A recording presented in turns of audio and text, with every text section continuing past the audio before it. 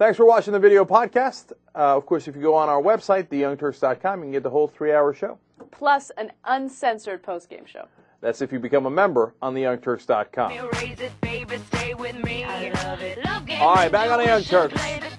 Cenk Uygur, Anna the Casper, the friendly ghost. She's here.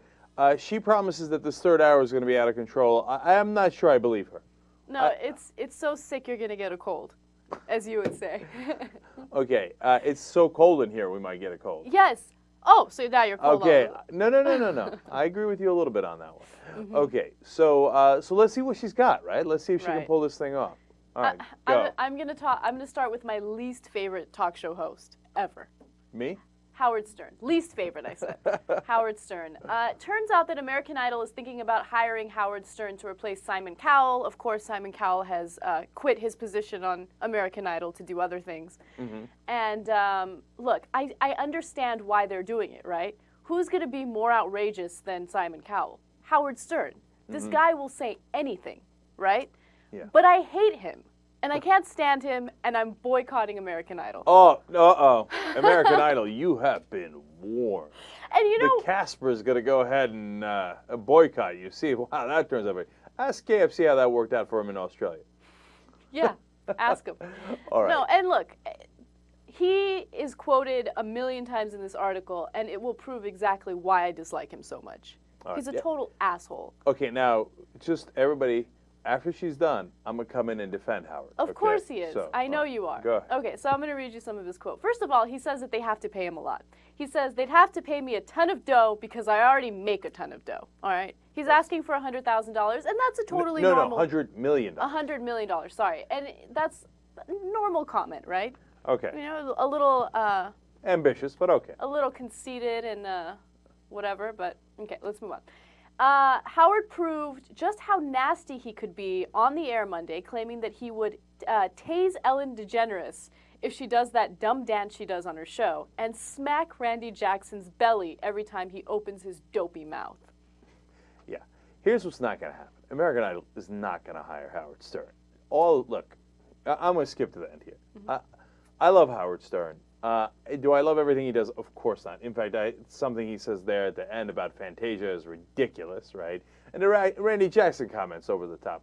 The Ellen DeGeneres comment, look, obviously he's kidding about everything. He's not actually going to physically on Ellen DeGeneres, right?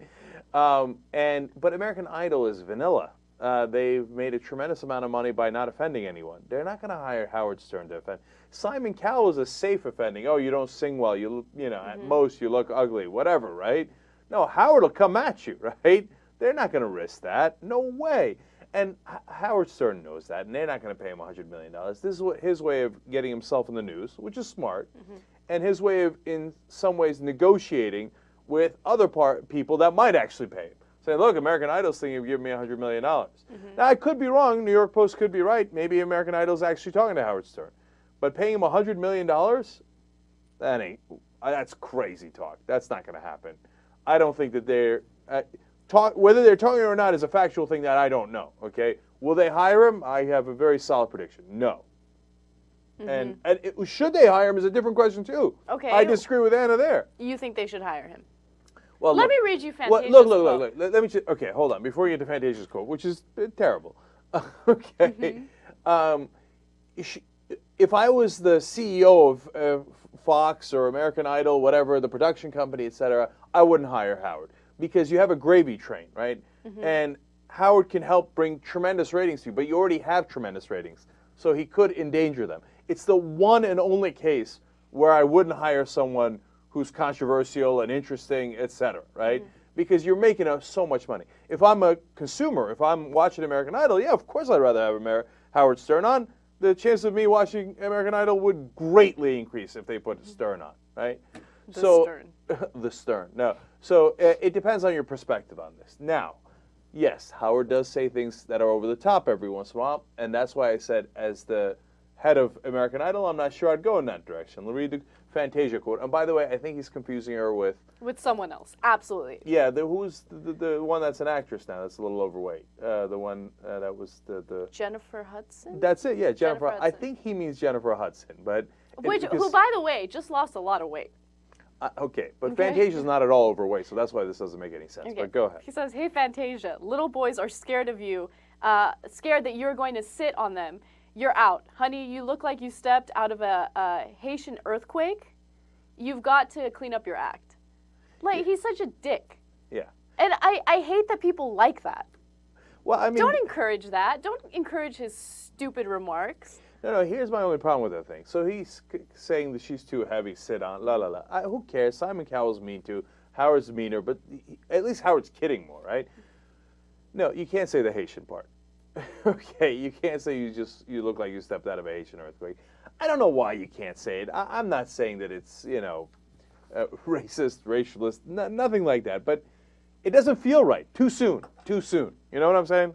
So it's like making a 9/11 joke like a couple of weeks after 9/11. No, it doesn't make sense. So, and that's the problem with Howard. I mean, that's the advantage of Howard, and that's why I listen to him, and he's the only talk shows I've ever listened to on the radio. But as for, business reasons, that's a disadvantage as well. So, there you have it. Now, we'll see if it turns out to be right or not. By the way, I can't believe Simon Cowell didn't somehow get a contract, because I thought for sure he was playing hardball. No. But he really walked away from $50 million a year. Yeah. Man, that's crazy. He's got a new project. I don't give a shit about your new project. What new project could possibly make you $50 million a year? Oh, what, you have artistic creativity and la la la? Dude, milk American Idol for another 5 years, and then you can take any artistic license you like. Go nuts on your creativity after that.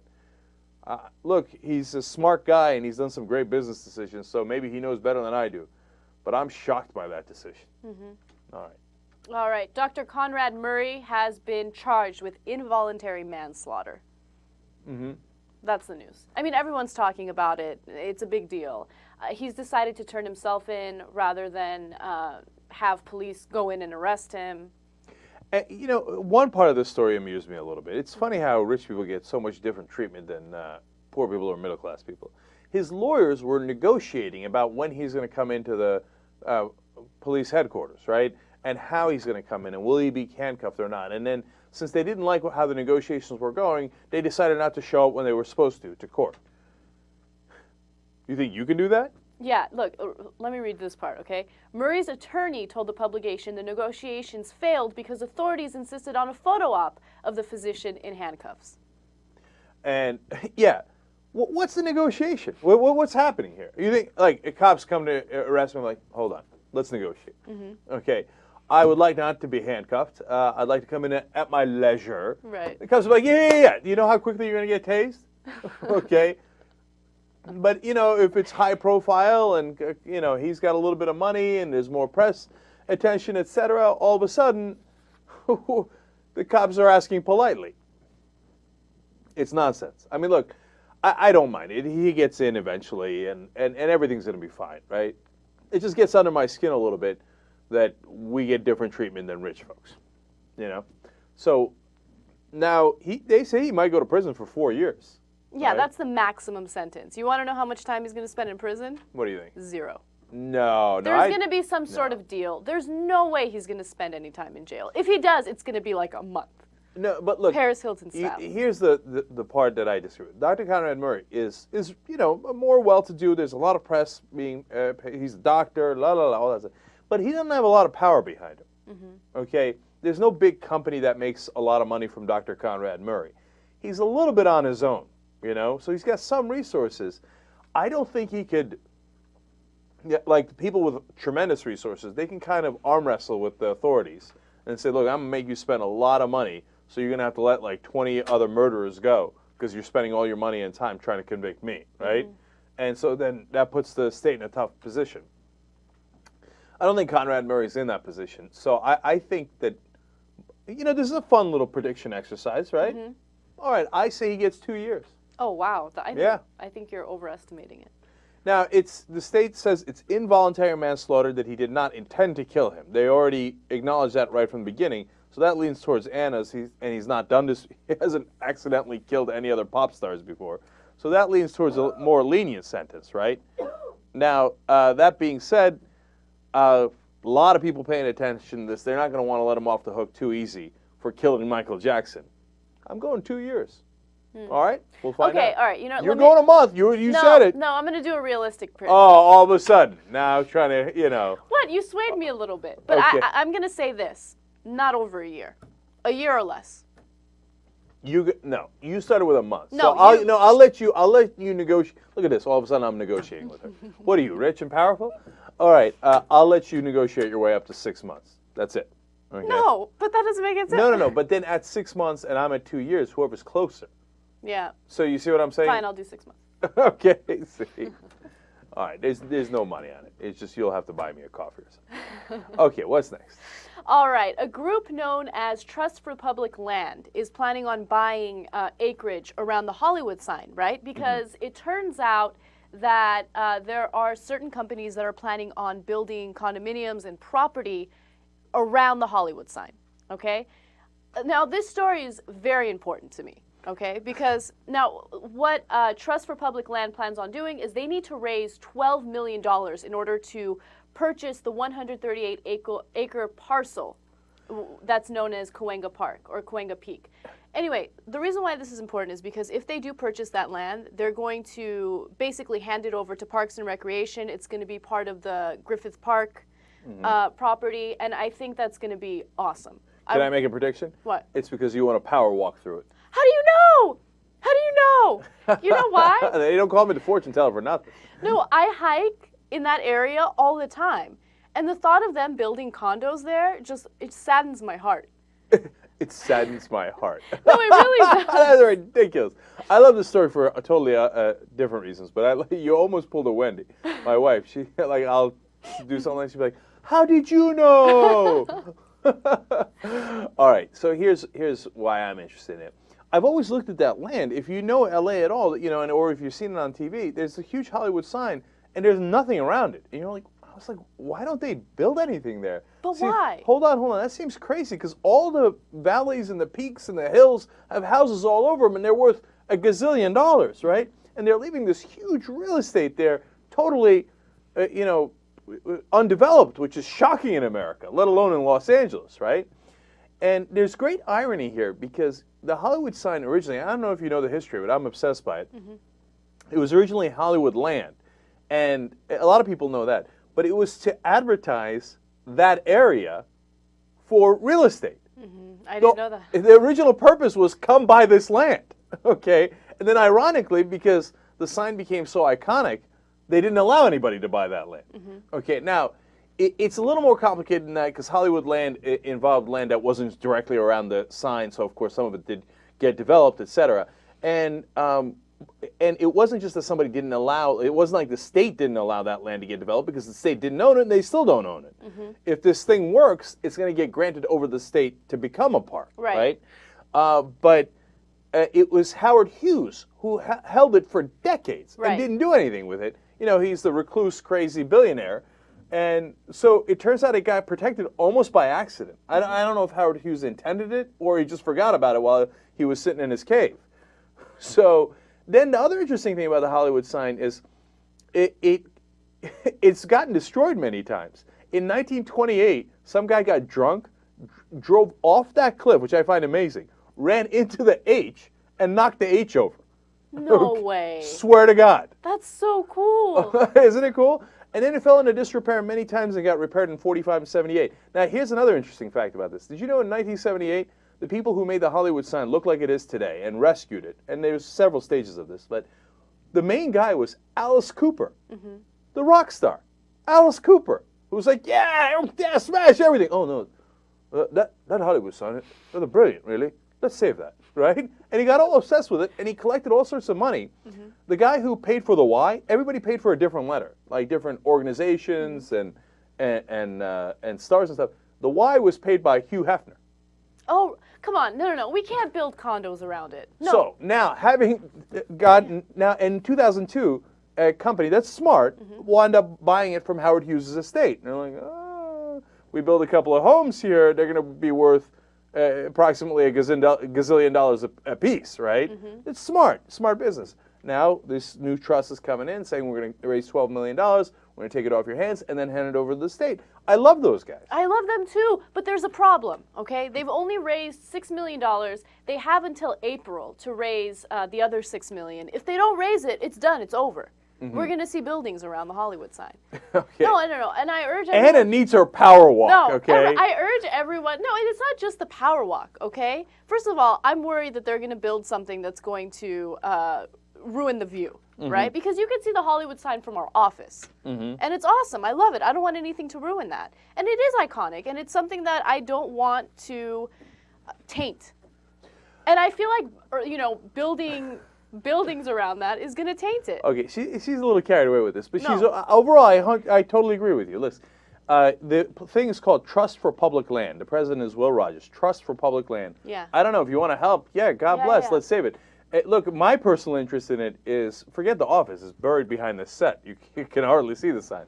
But for my home, there's a gorgeous view of the Hollywood Hills. See? And so I got a great interest in it too. But seriously, for everybody, it's iconic. It's America. It's part of Americana. I mean, it's like saying we're going to sell, you know, we're going to put billboards all over the Eiffel Tower. Yeah. Yeah. Or build a complex right next to the pyramids. Yeah. They're within their rights, but I love that this is capitalism working in the right way, where somebody goes, well, I'll pay you the money for it, right? And so if they can raise other $6 million, yeah, everybody wins. Trust for public land. Okay? There you go. We're doing our part. By the way, one more thing. Tiffany & Company donated $1 million to this. So you know what that encourages me to do? Buy myself some jewelry from Tiffany & Company. Or force your boyfriend to do so. Valentine's Day is coming up. So just kidding. Let me see if I can really quickly find, yeah, here it is, the other donors. This is really cool stuff. I love this. The H was given by Terrence Donnelly, publisher of the Hollywood Independent newspaper. I don't think they even exist anymore. The O was Giovanni Mazza, an Italian movie producer. L was Les Kelly, originator of Kelly Blue Book. Again, I don't know. L is Gene Autry. W is Andy Williams, the singer. O is Warner Brothers. The other O is Alice Cooper, and in memory of Groucho Marx. And then D is Dennis Litke. I don't know who that is either. But it's cool that they all banded together. Right. And you know what? Those same rich people, come on, chip in here and Yeah. protect it again. You know, last time it was Hugh Hefner. You know who could help in this case and get some good PR and that enjoys that kind of PR? Who? Larry Flint. Larry Flint saves Hollywood. Look, we come up with ideas. You do with them what you like. That's part of our role here at TYT. All right, let's take a quick break here and then come back with... oh, yeah, we got another racialist issue on our hands. There's no end to them. But this one is surrounds Hispanics. So let's find out. Young Turks. All right, back on the Young Turks. Quick couple of notes here. One, for you watching on theyoungturks.com, you know how Jesus has those pictures and videos that he's got up now as part of the daily, thing? What? The one of our race. Okay, the part I dislike most about it is watching my fat ass run. Okay, literally, like as we sprint out of the gate, you see my boom, boom, boom, boom. Okay, the part I love the most is when Anna goes to the camera. No mas, no mas. Yeah, very clever. I'm glad you included that, Jesus. I like it. All right, now tomorrow, Brian Unger is going to, former Daily Show correspondent, is going to come in studio and do the third hour with us. I think that's going to be a lot of fun. I think it's really, really cool. Let's tweet that out, man. Let's go nuts on that, okay? I will. Brian Unger in the studio, do the whole hour with us, guest host with us. And then Sam Cedar, not this Friday because we got some logistical issues, but next Friday, back on theyoungturks.com. So that should be great. So I'm very excited about that as well. So now let's keep going. All right. A school secretary by the name of Anna Mateo is suing the Charlotte Mecklenburg schools. Okay. Anyway, well, she's suing because she was hired as a bilingual secretary, right? Well, it turns out that she was speaking to Spanish-speaking parents in Spanish, right? And she got fired because of it, or at least that's what she claims. Oh, it's about time, man. Tom Tancredo and Lou Dobbs are going to be ecstatic over this. Okay. Now, what happened is, back in 2008, the school principal quit, and they had a new school principal by the name of Suzanne Jimenez. Now, Jimenez is not Hispanic. She married a Hispanic guy, so... Keep that in mind. Yeah, keep that in mind. Anyway... So far, I like to pause to point out that I like Anna's pronunciations. Anna Mateo. And Jimenez. Not too much, not too much. You probably did it just about right. But Okay. anyway.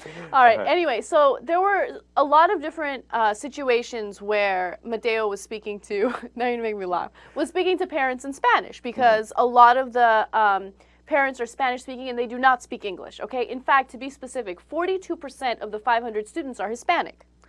All right. So anyway, she ended up getting fired. Now I'm going to talk to you about the situation that irritated me the most, all right? Just a quick note, one more number on that. It's not just that 42% are Hispanic, but nearly 10% of the school, the kids did not have English as their first language, nor their parents, okay? So that makes it harder. Now, I didn't either, and I adjusted, so I'm a fan of immersion, right? But there's got to be a bounds of reason to it. Right. And in this case, Anna's about to explain to you how they went way beyond the bounds of reason. Right. During September 2008, a Spanish-speaking parent came to the school crying and stating in Spanish that someone in the school had placed a stick in her 7-year-old son's buttocks. Okay? Okay, keep going. You're the worst. I don't know. I didn't say a thing. I don't know what you're talking about. That's crazy. That's terrible. I can feel you laughing. Okay. What, So, like you want this or something? No, that's wrong. It's terrible. no, that situation is wrong, but the word buttocks is even worse. Buttocks is what's Like, funny. you can't use the yes. word buttocks. But Yeah, anyway, so, okay. okay, that happened. Anyway, Buttocks. Mateo asked Ms. Jimenez if she could translate for the parent. Ms. Jimenez refused and told the parent her 7-year-old son could translate. The parent continued to cry and eventually left without having her issue resolved because she could not understand Ms. Jimenez's responses. Now, I'm going to fast forward through the rest of the stories, but they all come out to the same thing. Parents distressed, can't communicate. And this Anna Mateo is like, hey, listen, we have to be a decent human being. My God, I mean, the facts of the story, the 7-year-old with the thing is terrible, terrible, right? And I got to say something to her as another human being, let alone what my role is in this thing and stuff. And this is not the time to, execute your ideas about how the kids should learn English and should do the translation and when they're 7 years old and had sticks, da-da-da-da-da, and no. So then they fire Mateo. And this becomes the world's easiest case. Right. No. And look, here's another thing that Mateo is alleging, right? But if this is true, it's so maddening, okay? Assistant Principal Kimberly Vaught told Mateo she knew that Mateo could empathize with the parents because she crossed the border just like them.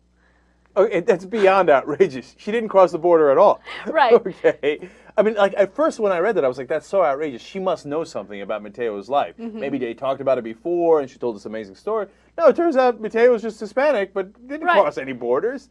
You can't say that. She was a U.S. citizen who is Hispanic Nicaraguan. What borders did she cross? So she's, doing a civil rights complaint here, and the civil rights complaint is exactly right. This is what it's built for. This is what it's supposed to do. Okay, so look, of course they should give her job back. That's outrageous. And I get the idea that, hey, look, we have to immerse the kids in English and get them to learn quicker. I'm a fan of that, right? But you have to have it be within the bounds of reason. First of all, punishing the parents, especially when they're in a hysterical state and justifiably angry or upset, is not the right way to do it. I mean, use some sense, right? And you're not trying to teach the parents, you're trying to teach the kids. So this is wrong on the policy, wrong on the firing. In the end, I'm sorry. The case is too easy. Guilty. Okay. All right. That was a serious story. I hate the way that we presented it.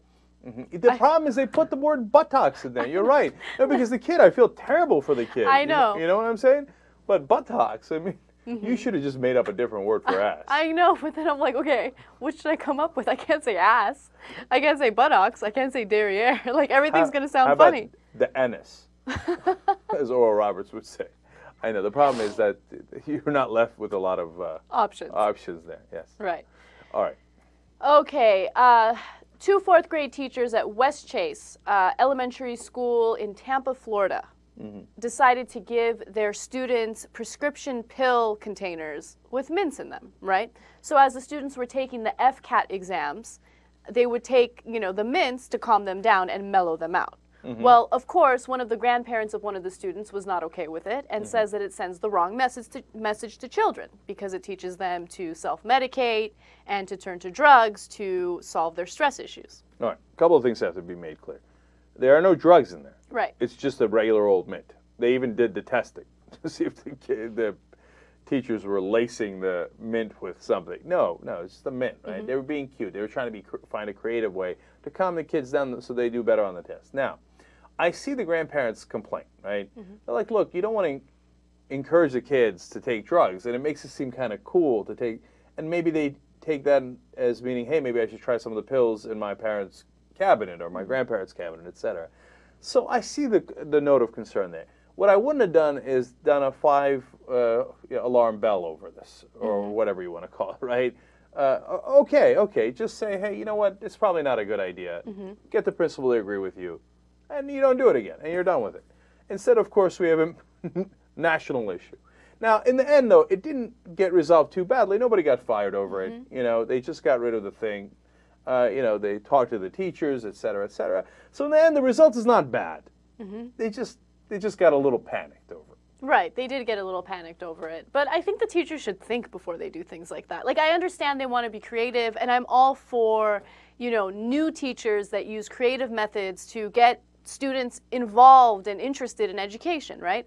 But you can't give them, they look like real prescription bottles, okay? They even have labels on them. The label says, Watson's WizKid Pharmacy, take 1 tablet by mouth every 5 minutes to cure FCAT jitters. Repeat use may cause craft to spontaneously ooze from the pores. Anyway, it looked like a real prescription bottle. That makes me uncomfortable. If my child, if I walked in and my child had a prescription bottle at his desk or her desk and was, popping mints, I don't like that image. Okay.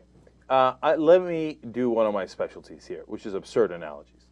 I like the teachers. They're wrong, but I like the teachers. The analogy is Sean Payton, the coach of the New Orleans Saints.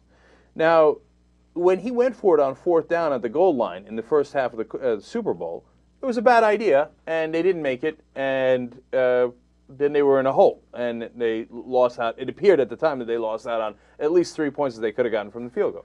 But you know what? Overall, his attitude was aggressive, and that definitely worked over the course of the game. So he might have been wrong about that 4th down decision, but he was right about his general attitude. And that's how these teachers are. They were wrong about that prescription idea, right? But I love that they're trying. And I think that those are going to be much better teachers in the long run than someone who doesn't give a damn. No, I completely agree with you. Let me give you an example, okay? I wrote a little article a couple weeks ago about this one graduate student who used this mathematical equation to explain why he can't get a girlfriend, all right? It was super interesting, and I think this guy wants to teach in the long run with his PhD. And those are the type of people who should teach because they're creative and they know how to get people interested in what they're trying to get across or the curriculum they're trying to get across. So yeah, I definitely agree with you. I like creativity. Yeah, I'm going to give any teacher that's trying an enormous latitude to go nuts, to give it a shot, see what you come out with. And sometimes if you err like they did in this case, say, okay, look, we just won't do that again. I hear you, there are no repercussions. Let's try again. So God bless those teachers. All right, let's move forward. Okay, this is not a new study, okay, but I just came across it yesterday, and I find it so fascinating and interesting that I had to share it with you guys. Go. Okay, so let me just give you that little disclaimer. I love that disclaimer. No. The reason I decided to share this with you is because I find this so interesting and fascinating.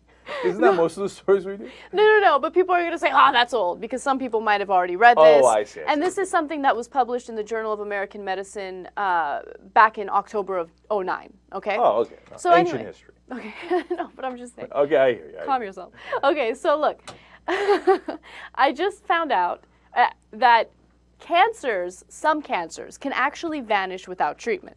Okay, now before people go crazy, this is very rare, but doctors are starting to notice more and more instances where this is true, and that cancer is not necessarily something that goes through a linear process, okay? Now this is something that Tom talked to me about, all right? And in this particular study, they focused on several different types of tumors, and they looked at prostate cancer or precancerous cells in the prostate. They also looked at cervical cancer, and they looked at kidney cancer, all right? And what they found is, first of all, everyone has precancerous cells in their bodies, okay? And in some cases, you might begin to develop a tumor, right, that is cancerous and everything. But if you leave it untreated, it could shrink back. And it's based on a lot of different things, including your immune system. If you have a strong immune system, your body might be able to fight that cancer without any type of, medical involvement. So there's two things I got out of this. First, if you have testicular cancer, don't panic. That's the one where the cancer regresses the most often, and sometimes up to 90% of the cases. So before you go taking your balls out, give it a shot to see if it goes backwards instead of forwards. So that's an interesting development, right? The second interesting thing I got out of this is, look, sometimes you hear those really, really rare cases where somebody prays and then they get better, right? And it's something like cancer. Or they take vitamins, or they put rocks on their heads, or whatever it is, right? They glue their balls to their thigh. I don't know, whatever. They got some crazy thing that's not going to work. And it works. And then they go, see, it's a miracle. It might turn out it's not a miracle. They might have just had the kind of cancer that naturally regresses. Right. You see what I'm saying? So, and then don't make the wrong assumptions out of things like that. And look, and people who have faith, and I don't, there are some parts of faith I agree with. I really do, okay?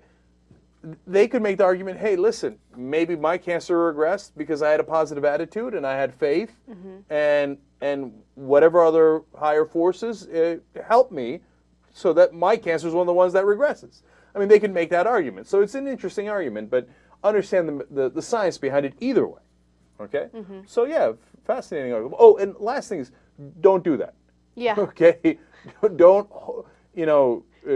don't hope that your tumor is going to regress and Yes. then, just leave it alone and hope for the best. It doesn't work that way. No. Obviously, talk to your doctor and monitor it with your doctor and see if he thinks it's one of the rare types that regresses, whether it's worth the risk of waiting to find out or if you should act right away, just so you know. I mean, and if you're taking your medical advice from the Young Turks, you're in a lot of trouble already.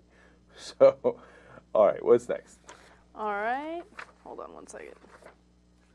All right, so we have a Bush billboard, okay? And it's this mysterious Bush billboard that showed up in Wyoming, Minnesota, and it's near the I-35 freeway. It's funny because it makes him look like a joke. Like you see him smirking and it says, "Miss me yet?" So I thought people would see that and think, no, we don't miss you, and you look like a clown. But it turns out that a small group of businessmen, and they're anonymous, they don't want to be revealed, put this billboard up as a political statement, right? And these businessmen feel that Washington is screwing them over. You want this guy back. Yeah. You want this guy back. I mean, you're serious? They couldn't have wasted their money more if they tried. This is simply the most counterproductive billboard in American history. Because you know what this made me think? Yeah, you know what? Oh, God, I got a lot of issues with Obama. But, yeah, right. Thank God it's not Bush. It could have been worse. Imagine this guy still in charge? Right. Oh, first of all, we know what he did with the financial collapse. He handed all the money to the banks. Remember, that wasn't Obama. That was Bush initially. Now, Obama, I think, has in a lot of ways continued that mistake. But what would this guy have done to fix the economy? Fix the economy? Bush, he's the one who crashed it. And then they put up that clown picture. Miss me yet? No, not in the least bit. That's the best billboard Obama could hope for, man. They should put that all over the country. And Obama's numbers will go back up.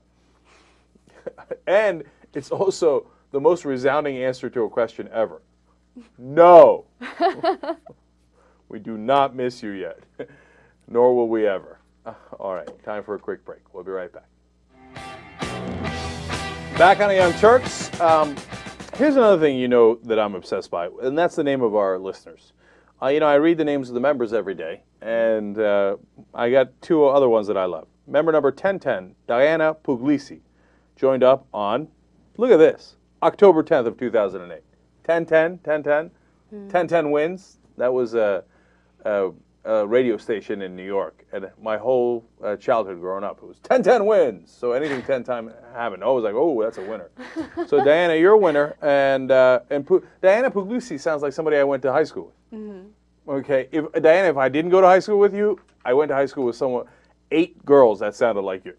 Okay, Puglisi, so New Jersey. All right, anyway, and then look at this name. Rutger Voss, member number 1656, joined up in September 6th of 2008. Rutger Voss, how's that not in a movie? You know what I'm saying? Hello.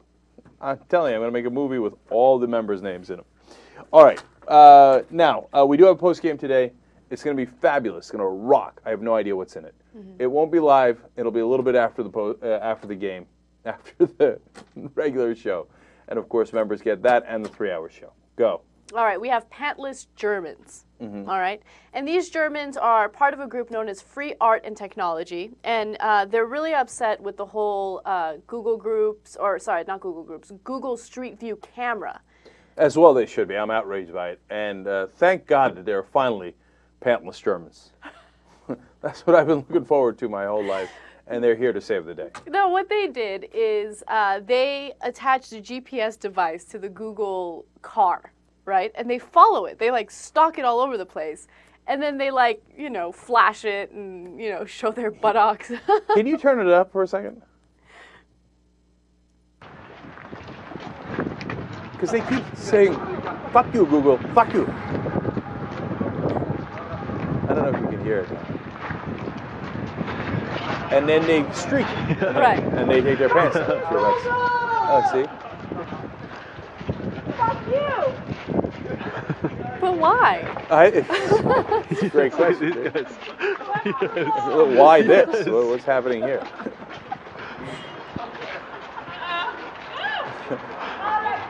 All right, I'm amused by this in 18 different ways.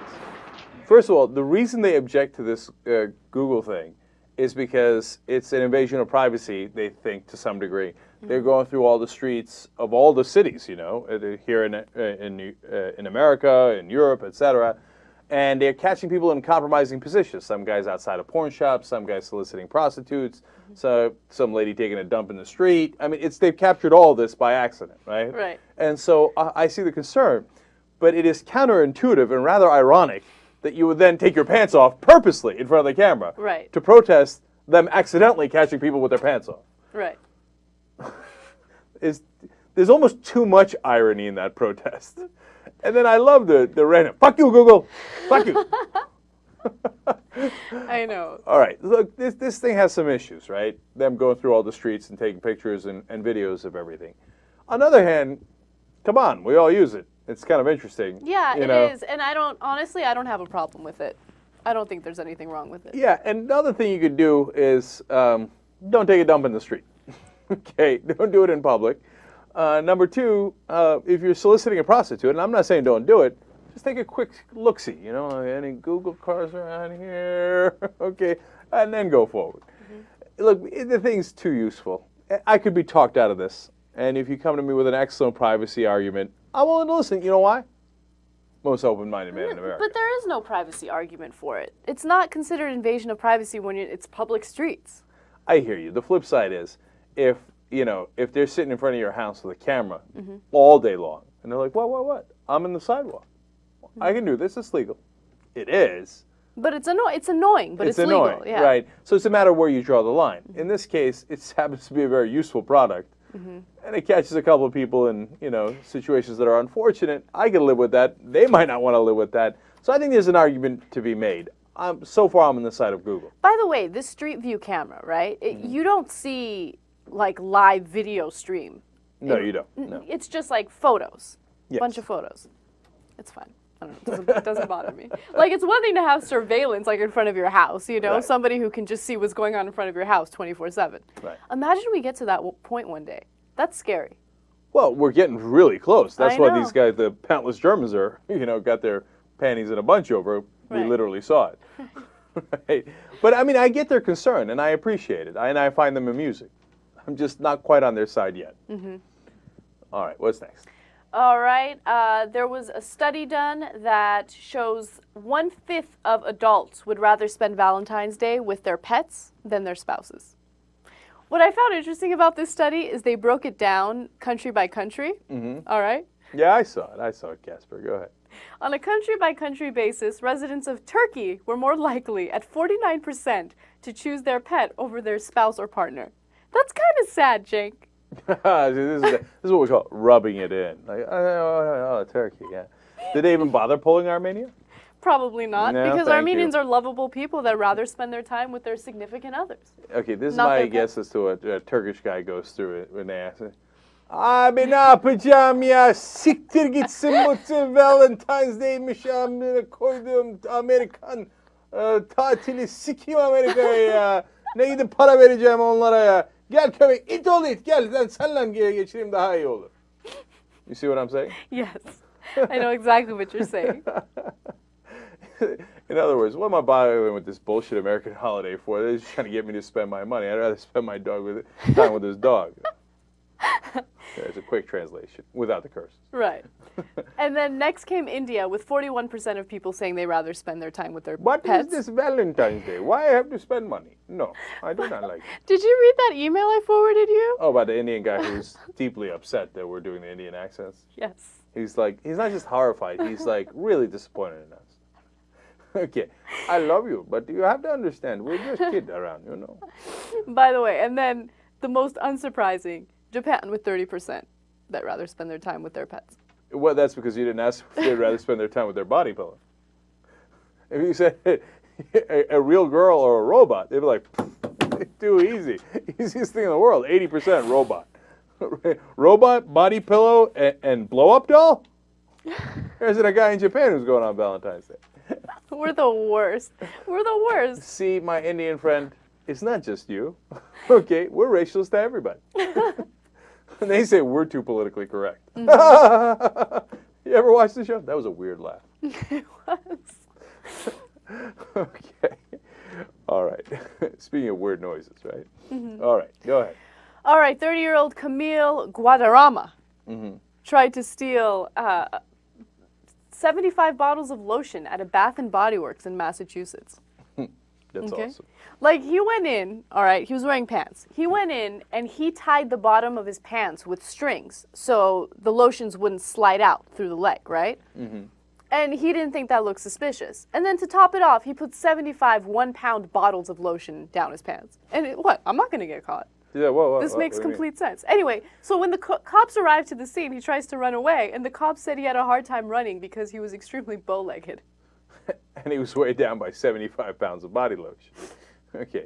What a clown, dude. This guy is not the brightest thief in the country. All right, several things here. Number one, body lotions are useless. What? You're done. First of all, there isn't a straight guy in the country who does or should use body lotion. Let's keep it real. But what about when your skin gets flaky during the wintertime? You know what? You have to use Gut lotion up. once. Spit on it. Okay? You know, Tom Hanks uses lotion. He asked me for lotion the other day. Where's the... Somebody just got thrown under the bus. Okay. There's some chance that I'm overgeneralizing. Well, not that I would ever do that. Number two, girls don't use body lotion. They love buying it. They don't really use it. You're so wrong. No. And you're going to say, no, you're wrong because we do use it. Yes, you do, okay? But you only use 10% of the lotion you ever buy. Okay, now tell me I'm wrong. Okay, first of all, what evidence are you basing this on? Every woman I've ever been with, they love buying the lotion. Oh, the lotion. And then it gets put in a corner.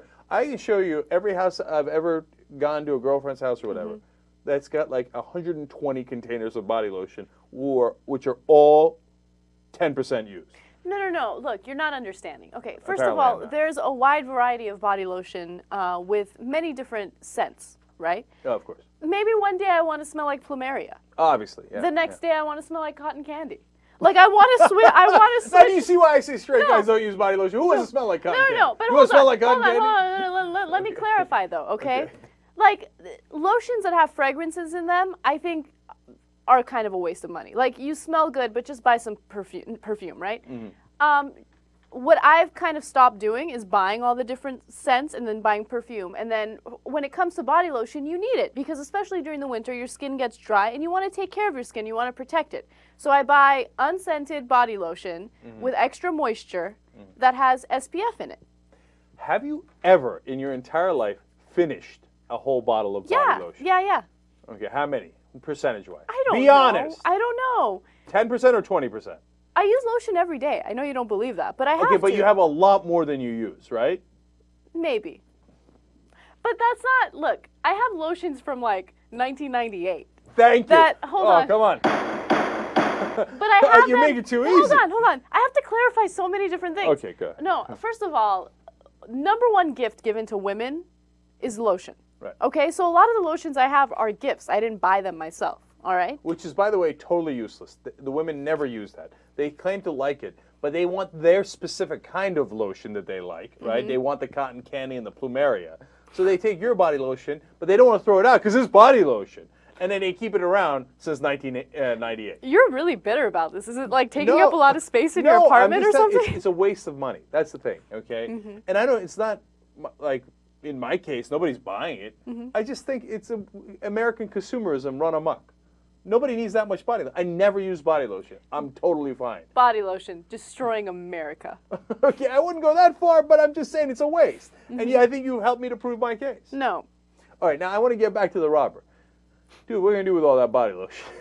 I mean, what do you need? Lavender, skin? Now, I know you're going to sell it, but I mean, it's like the worst thing in the world to sell. Those things are worth $1 a piece.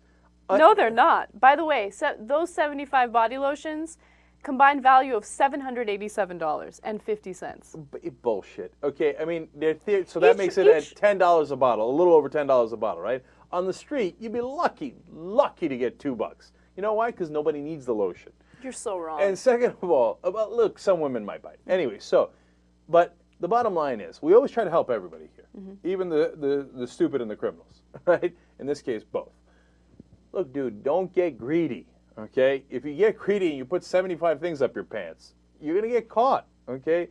If he'd done 7, would have never gotten caught. If he'd done 17, I really doubt he would have gotten caught. I doubt he would have gotten caught at 27, okay? But if you get 75, you're obviously going to get caught. The trick to stealing is don't get greedy. Always trying to help a brother out. All right. We'll see your ass in the postgame. Thanks for watching the video podcast. And, of course, if you become a member on theyoungturks.com, you can get the whole 3-hour show. Plus an uncensored postgame show. Those are fun. Young Turks.